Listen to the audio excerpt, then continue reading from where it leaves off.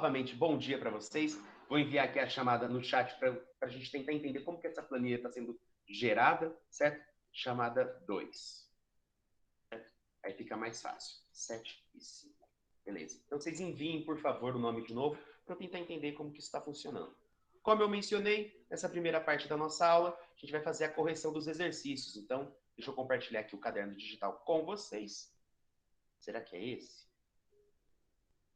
Acertei. Então tá, correção dos exercícios. Bom, o tema que a gente viu semana passada, fazendo uma breve retrospectiva do assunto, então é teoria do conhecimento, aqui das aulas 3 e 4, as ciências, certo? A gente viu um pouquinho sobre o homem vitruviano, o que essa obra que representa para a época, para o Renascimento, como que isso aqui simboliza os ideais de Da Vinci, dos artistas da época, de misturar arte com ciência, certo? Arte com espaço de ciência. Certo? A gente viu um pouquinho do pensamento do Bacon, certo? Onde tinha aquela afirmação de saber é poder, que tem umas implicações pesadas a respeito da ética e dos avanços científicos, mas isso a gente vai ver um pouquinho mais detalhado nas questões e numa das guias que eu vou apresentar para vocês com notícias polêmicas sobre o mundo da ciência e as suas implicações éticas, certo? Aqui o breve comentário sobre como o Renascimento recupera o poder humano, tirando todo aquele domínio que é exercido pela igreja. Então tá, aqui um pouquinho do método do Bacon, o método do Galileu também, ciência ou fé, aquela disputa que a gente já conhece, e o problema das ciências humanas de não conseguir reproduzir em laboratório aquilo que as ciências exatas e biológicas conseguem fazer. Então tá, dito tudo isso, essa retrospectiva relâmpago, vamos para os exercícios. Então, exercício 1.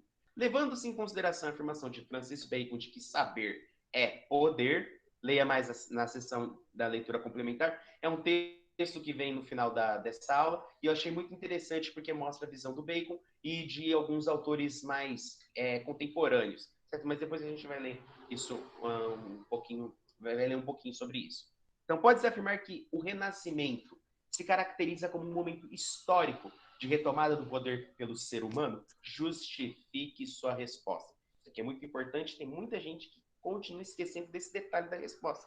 Precisa ser justificado. Então, aqui, comentando antes de ir para o gabarito, que vocês já devem ter acesso aí, vendo. Vou colocar aqui um pouquinho mais de zoom.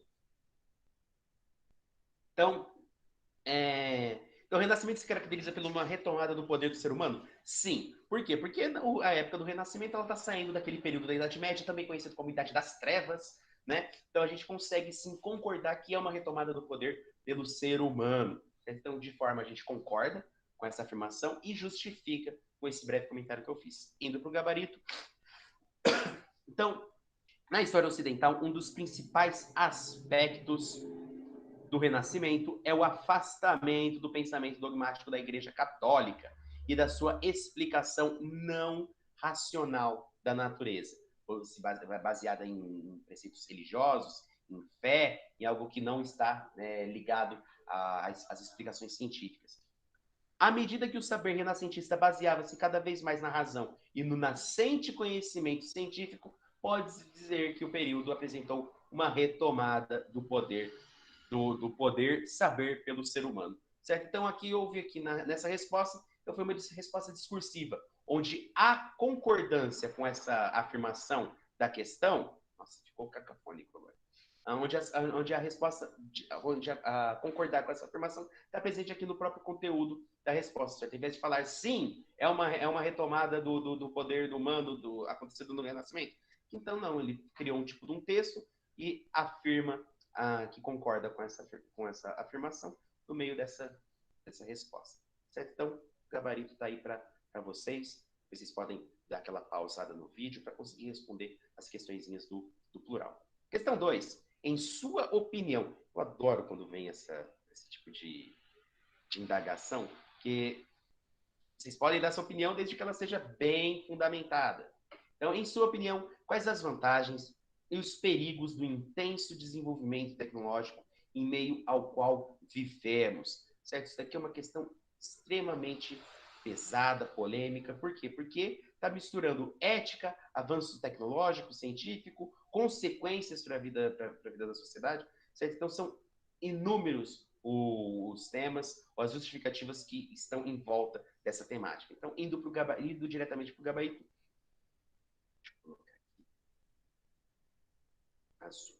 A tecnologia, quando colocada a serviço do ser humano, pode trazer benefícios como avanço da medicina e aumento da produção de alimentos. Certo? Aí o problema da fome, né? Se a gente tem conhecimento agrário, se a gente tem conhecimento científico, então por que pessoas continuam passando fome? Porque alimentos são jogados... Então, essa é a discussão científica. A discussão social é por que tem alimentos que são jogados fora dos mercados ou de outros estabelecimentos com pessoas passando fome literalmente na porta desses estabelecimentos. Então, é a discussão científica e a discussão social. Breve comentário. Tá? Então, aumento da produção de alimentos, criando condições para a diminuição do sofrimento humano. Esse seria o objetivo... Oi, menino! Dá oi pra galera aqui. Esse é meu filho, gente.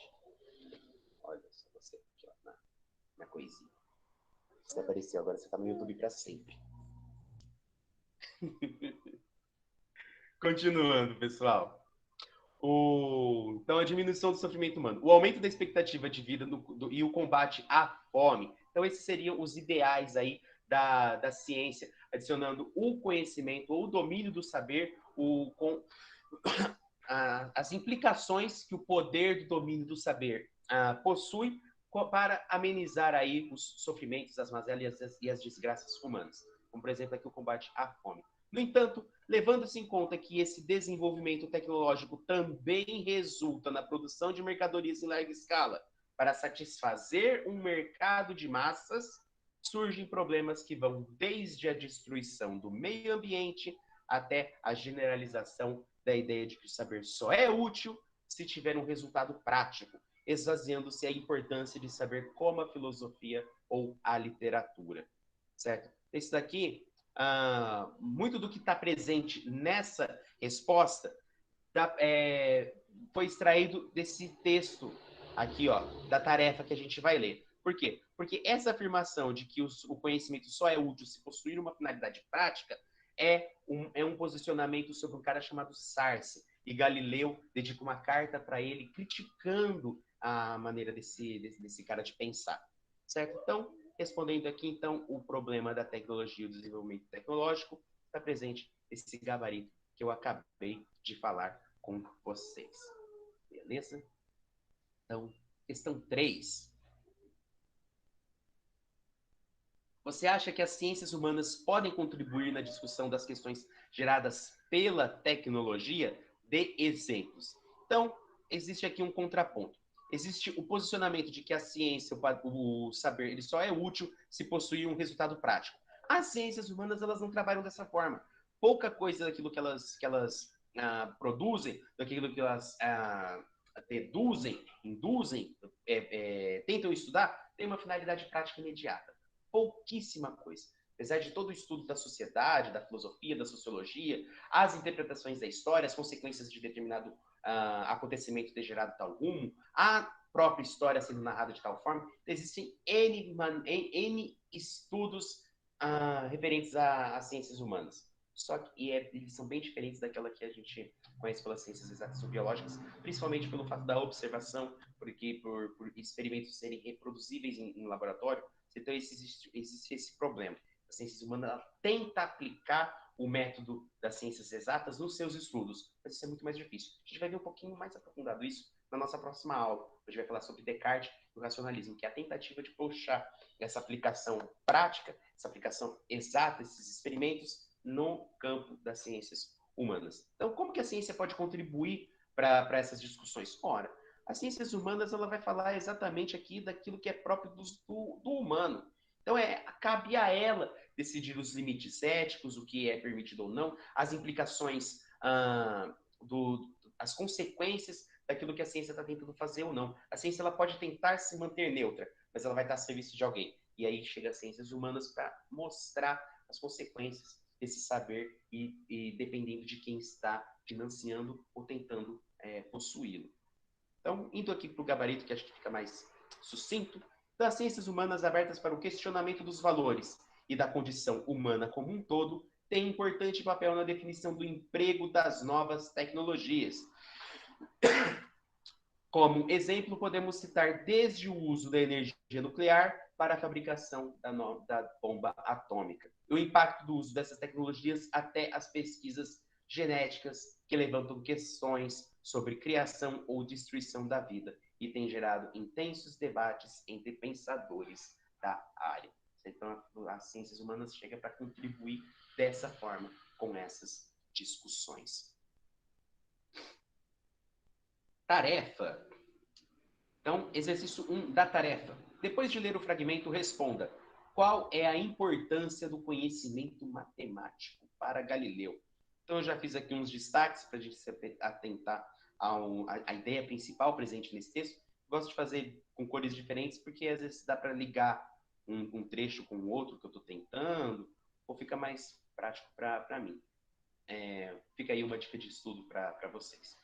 Então, lendo aqui, parece-me também perceber que em Sarce, aqui a carta direcionada a Sarce, sólida crença que para filosofar seja necessário apoiar-se nas opiniões de algum célebre autor, certo? Muita gente acha que a filosofia só é feita quando você está comentando o trabalho de outros filósofos. Então, você, mero mortal, está comentando a obra fantástica que outro cara escreveu. Então, isso é fazer filosofia. Você se transforma num comentador, num comentarista da filosofia alheia. Parece que Sarce acha que fazer filosofia é isso, certo? Então, seja necessário se apoiar na opinião de um célebre autor, de tal forma que o nosso raciocínio, quando não concordasse com as demonstrações de outro, tivesse de permanecer estéril e fecundo. Então, se o meu pensamento não concorda com tal autor, então ele não é nada, certo? Ele é inútil, ele é lixo.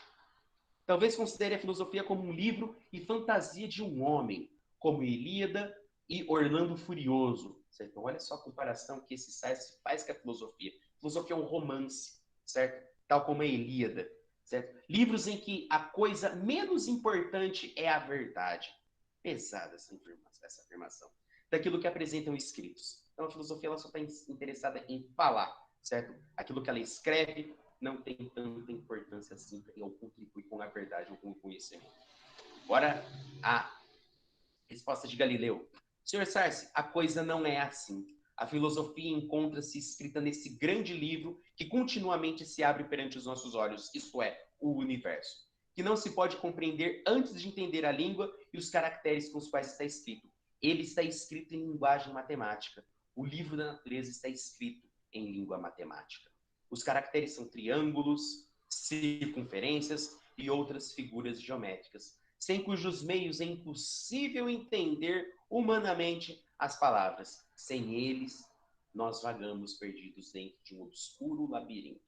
Isso aqui é um Galileu, um ensaiador, certo? Em Bruno Galileu com Campanella, certo? Na edição da coleção Os Pensadores. 78 é uma das melhores traduções. Então, respondendo aqui a pergunta, então, como que Galileu entende conhecimento matemático? Então, para Galileu, a matemática é a linguagem através da qual a natureza se exprime em leis racionais perfeitamente capazes de serem compreendidas pelo homem.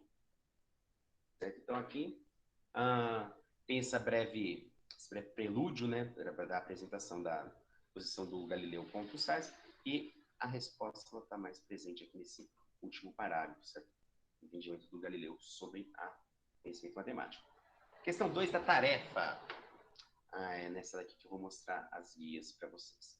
Então, muitos séculos antes de ser possível captar imagens do interior do útero materno, Leonardo da Vinci fez desenhos de fetos que demonstravam seu profundo conhecimento sobre a anatomia humana.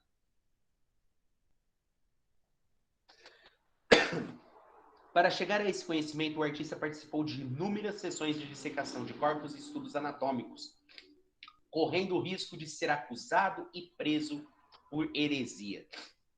A abertura e a exploração do corpo humano eram considerados sacrilégio pela religiosidade, sendo o corpo também templo da alma. Na época, muitos estudos de Da Vinci ficaram sob sigilo pela ilegalidade, o que possivelmente impediu os avanços significativos para a ciência da época. Ainda muitos cientistas enfrentam grandes dificuldades para a abertura e aplicação de novas propostas, gerando polêmicas e intensos debates. Uma vez que as explicações e propostas científicas podem divergir de outras visões de mundo presente na contemporaneidade. Daí, muitos defendem a necessidade de um amplo debate ético, não só acerca das descobertas científicas e da sua aplicação, mas também sobre os métodos científicos empregados. Então, aqui a gente tem o exemplo de como Da Vinci fazia, do método de Da Vinci para fazer esses desenhos aqui extremamente realistas. Olha só isso aqui. Vou colocar um zoom aqui para vocês conseguirem. Olha só esses esboços. É de um realismo impressionante, certo? Então, imagina.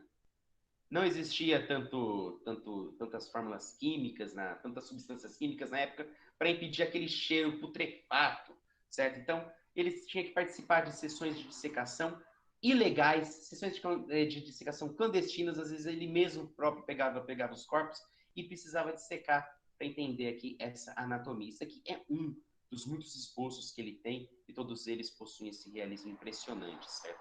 Olha só que bonitinho. Então, existe aqui uma divisão, né? O avanço científico, esse desenho que na minha leitura é belíssimo, só que existe também toda a parte humana. Quer dizer, ele teve que abrir uma pessoa, ver um feto lá dentro para tentar gerar esses esboços incríveis. Certo? Então, existe aí, então, esse dilema, certo? Esse dualismo. Então, voltando aqui. Opa, foi muito. Então, aqui. Então, quando vocês forem responder assim nessa parte cultural, vocês vão fazer uma pesquisa, certo? Que é isso daqui. Faça uma pesquisa sobre alguma descoberta que tenha provocado discussões. Identifique as diversas opiniões sobre o assunto e depois posicione-se.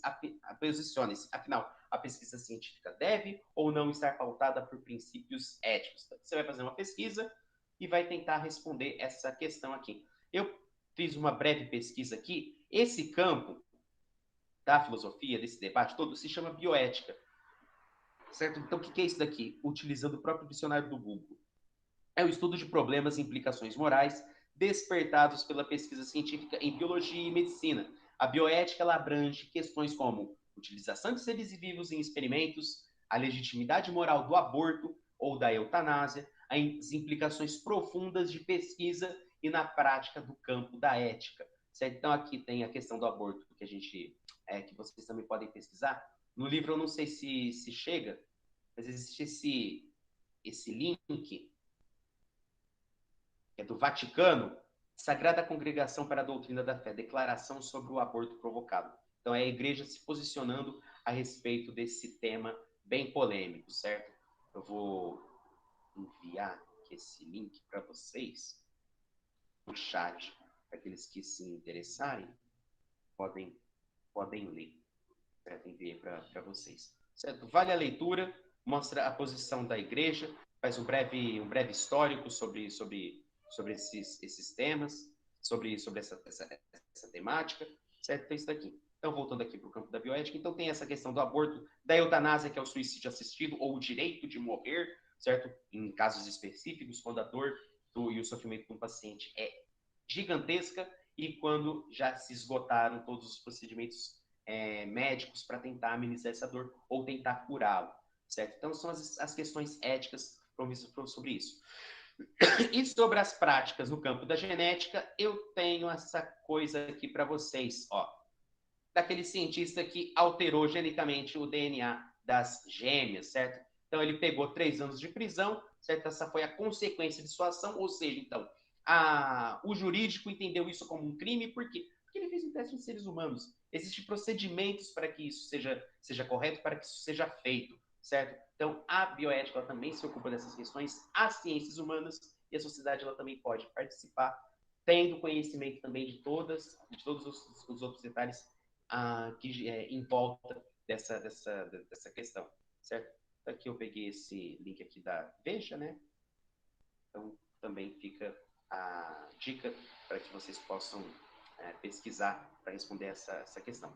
Isso eu não vou compartilhar o link dessa revista, porque vocês podem utilizar outra revista do interesse de vocês, onde cada uma vai apresentar um posicionamento diferente. E, por fim, tem esse site aqui que é da Cielo, certo? O Cielo eu vou mandar para vocês no chat, porque é uma revista de artigo científico online, certo? a linguagem dessa revista ela é bem diferente dessa que eu acabei de mencionar para vocês, da Veja ou qualquer outra, porque já é uma linguagem mais rigorosa, mais científica. E esse artigo que eu enviei para vocês fala sobre a polêmica da utilização das células tronco embrionárias, sabe? Nesse caso, com os fins terapêuticos. Ou seja, também é um tema que é polêmico no campo religioso e do avanço científico, só que existe aí os seus benefícios, certo? Então, vocês podem ver aqui, vocês clicam nesse link para ter acesso ao PDF ou em algum desses outros aqui, certo? Vale a leitura. Então, voltando então para os nossos exercícios, voltando aqui para o gabarito. Então, a resposta é livre e pode resultar tanto em uma reflexão pessoal como de um amplo debate com a turma. Também há a possibilidade da atividade ser realizada em grupo e até se constituir como uma proposta interdisciplinar que envolve histórias ou ciências, por exemplo. O manual do professor há outras observações sobre o encaminhamento dessa tarefa. Nessa parte que ele recomenda isso daqui, é o link do Vaticano que eu enviei para vocês, e sobre essas pesquisas aqui da célula-tronco, tema da bioética, enfim, certo? Espero que com isso vocês tenham referência suficiente para fazerem a pesquisa de vocês e conseguirem me retornar, certo? Alguém gostaria de fazer uma contribuição, seu posicionamento a respeito dessa temática tão polêmica? Então vamos continuar. Então, por fim, aqui a leitura complementar, Francis Bacon.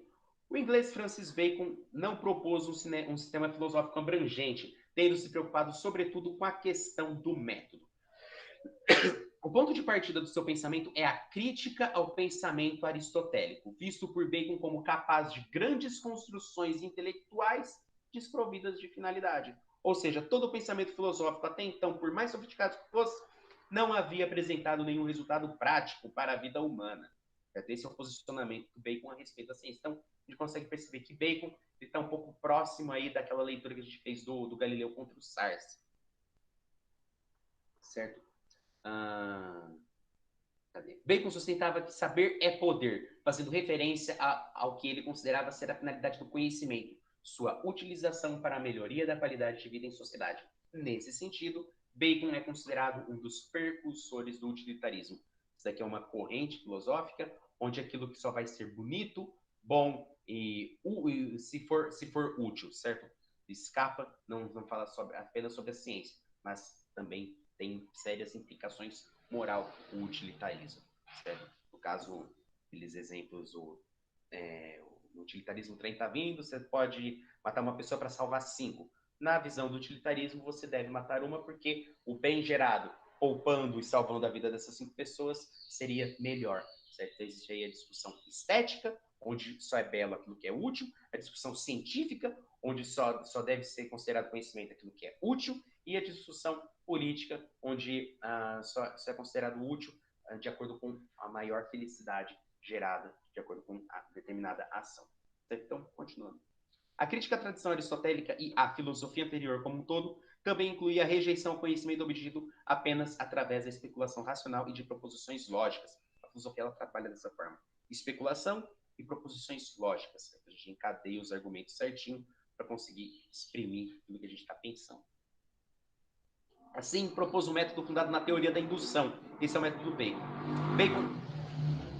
Bacon defendia a análise atenta da natureza, seja por meio de observações ocasionais, seja por meio da realização de experimentos. Os dados coletados deveriam ser submetidos a uma série de procedimentos experimentais, conforme minuciosamente detalhados nas tábuas da investigação, que Bacon apresenta em sua obra Novo Organon.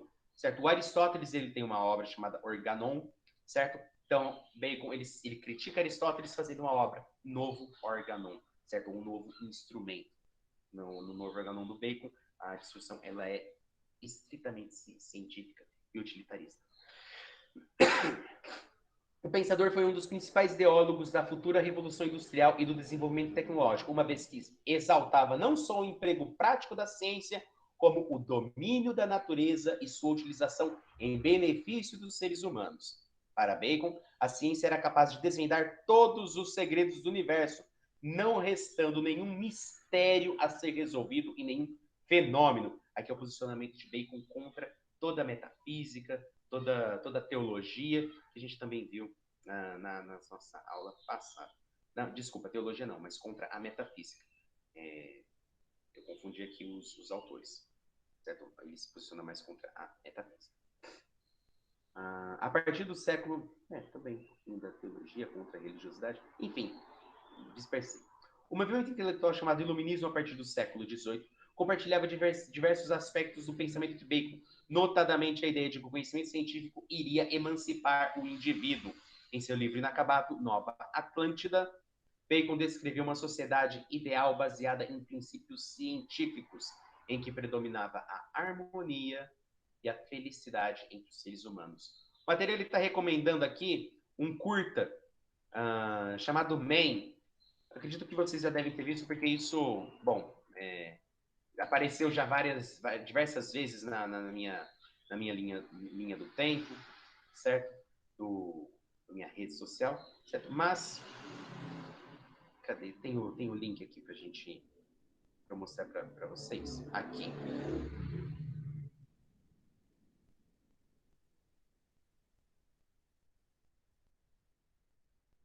Não. Eu não vou conseguir agora, gente. Aqui. Caramba.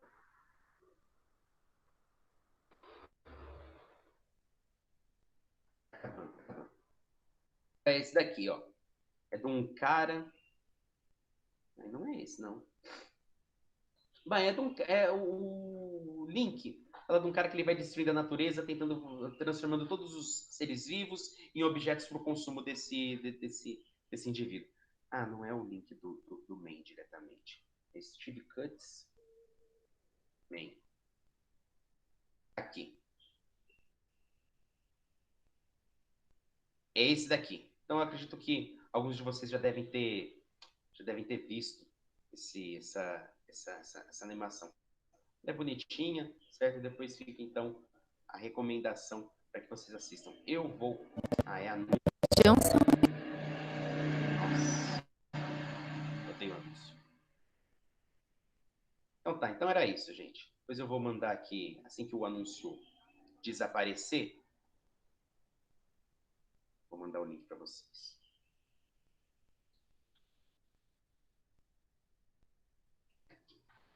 Então, link do curta enviado. Aqui, ó. Então o cara vai chegando, ele vai matando.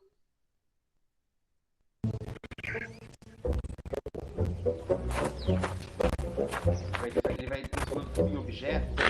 Começa assim. No fundo aqui a gente percebe que ainda existe a natureza. Conforme ele vai destruindo tudo, usando o avanço científico, aqui ó, essa mistura que fez o frango engordar, certo? A gente vai percebendo a crítica sobre esse conhecimento que o homem utiliza, seu domínio, entre aspas, sobre a natureza, certo? Oi, menino. Então fica aqui a dica para vocês assistirem depois, certo? Vou finalizar logo essa aula de hoje. Então, leia o fragmento abaixo e depois responda a questão.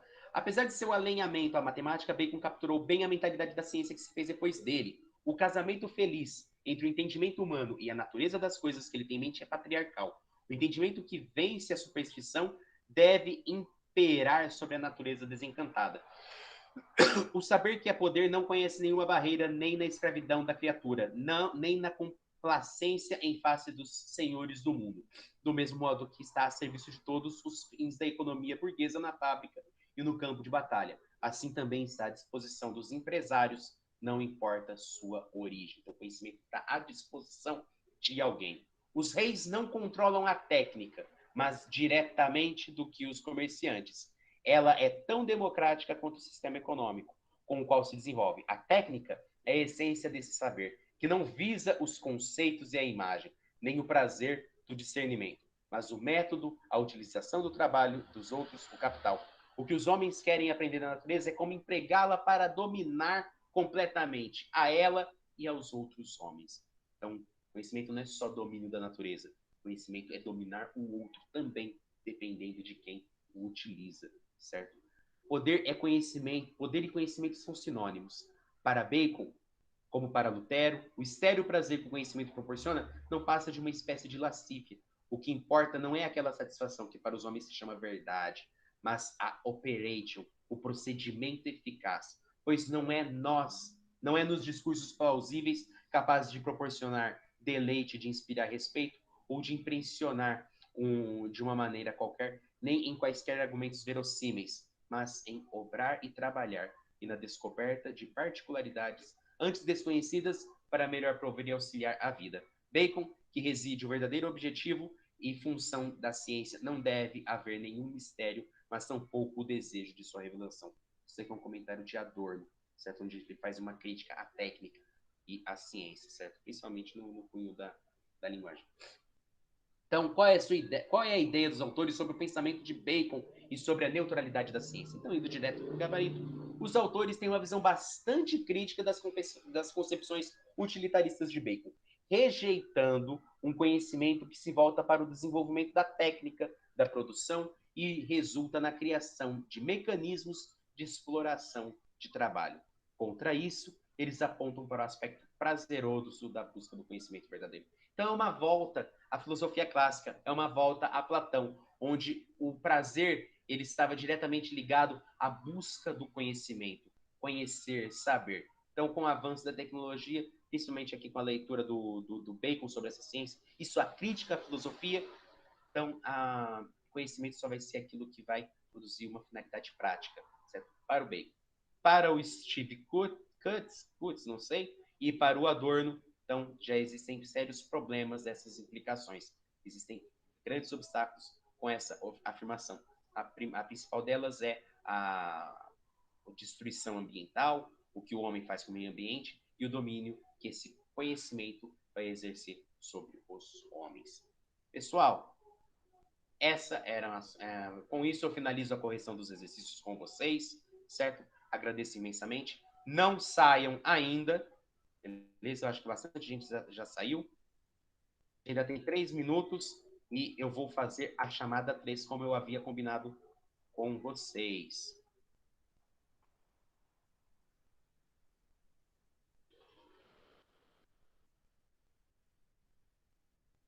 Certo? Eu agradeço imensamente aí a presença de vocês. Na nossa segunda aula, então, a gente volta para fazer o comentário aí da prova e continuar aí com a nossa matéria. Eu vou permanecer nesse tema aqui, dentro do nosso caderno de filosofia, que tá mais próximo, né? Como a discussão será a respeito de Descartes, do racionalismo, então faz o gancho perfeito para essa temática da ciência e da teoria do conhecimento, certo?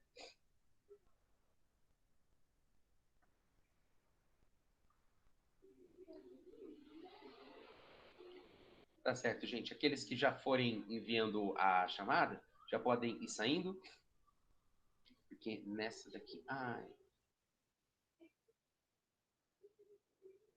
certo? Obrigado mais uma vez, pessoal. Tchau, tchau e até mais.